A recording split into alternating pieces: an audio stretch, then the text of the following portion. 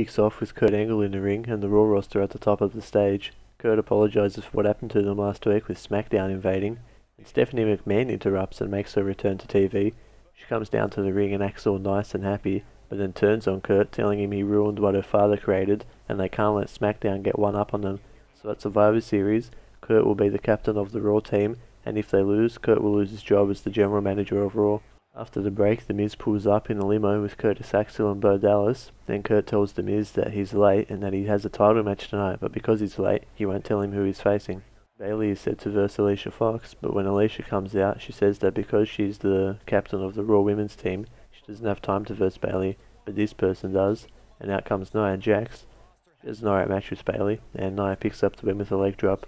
After the match, Alicia announces that Nia is her first pick for the Raw women's team. As Nia is walking up the ramp after a match, Samoa Joe returns and makes his way down to the ring to a good ovation by the crowd. Joe says he hasn't missed any of the fans and that when he beats up his opponents, he'll think of them. Apollo Crews comes out and he has a match with Joe. The match was okay and Joe won with a coquina clutch. After the match, Titus O'Neil gets in the ring and he takes his jacket off and walks up to Joe like trying to press him.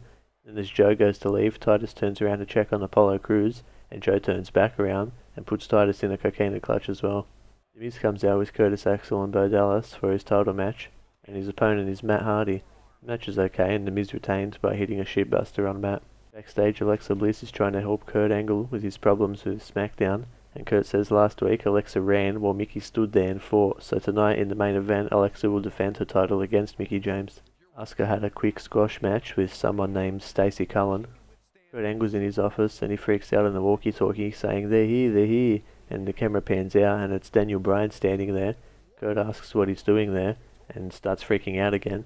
And Bryan's only there to make peace and Kurt tells him to stay in his office and not to leave because the Raw guys will kill him. After the break, Daniel Bryan is on the phone with someone and he's telling him that it didn't go too well and that Kurt's concerned for Bryan, so he told him to stay in his office. Then the lights go out and Kane chokes Bryan, and you can't see what happens after that, but apparently Kane chokeslammed him.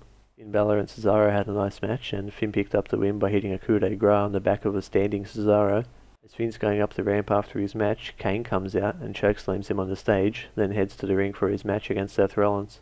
Seth Rollins with Dean Ambrose at ringside, first Kane, who had Cesaro and Sheamus in his corner. During the match, Cesaro and Sheamus start beating down Dean on the outside, and Rollins jumps out at them, and as he springboards back into the ring, Kane catches him and hits him with a chokeslam for the win.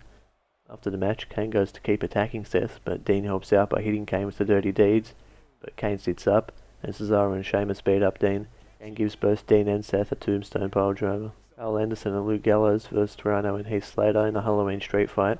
It was trash, and Rhino spinebusted Anderson through a table for the win. Elias is out with a brand new guitar, and he sings a song about Jason Jordan, which gets interrupted by Jason Jordan. The two throw a few punches, and Elias is hit with an overhead belly-to-belly by Jordan. Elias gets out of the ring and starts to leave, but his guitar's still in the ring, and Jordan stomps on it and breaks it. Enzo Amore comes out to be in Drew Gulak's corner for his match against Kalisto, and they do a funny bit where Drew does Enzo's catchphrase. Because Kalisto, there is only one word to describe you, and I am going to spell it out for you. S-O-F-T. Soft. Kalisto wins the match against Drew with a Selena del Sol, but immediately after the match, Enzo gets in the ring and hits his finisher on Kalisto. Mickie James and Alexa Bliss have a decent match, but the finish was stupid. Alexa punched Mickie and that was it. That's how she retained the title. When I said her finish shouldn't be a DDT, this isn't what I wanted. She should be doing a moonsault. Anyway, after the match, we see The Miz, Curtis Axel and Bo Dallas trying to leave the arena quickly. They're scared because they found trash in their locker room, leading them to believe that Braun Strowman was back. And they tried to leave earlier, but Kurt said they couldn't because they had already arrived late. They get in their limo and a garbage truck reverses in front of their vehicle and dumps out all the trash in it, and Braun raises from it and has a yell. Go. The mid-card Mafia get out of the limo as fast as they can and start running, and Braun runs after them, but he ran on top of the limo. Braun chases them out to the stage and starts bashing all of them and throwing them into stuff and down the ramp. He goes to hit Miz with a running power slam in the ring, but Axel saves Miz, basically sacrifices himself, and Bo Dallas and Miz run off. Braun hits like 4 running power slams on Axel and takes him to the announcer's table and gives him one through that as well, and that's how Raw finished. Well, we'll see you next week for the next Rush Draw review.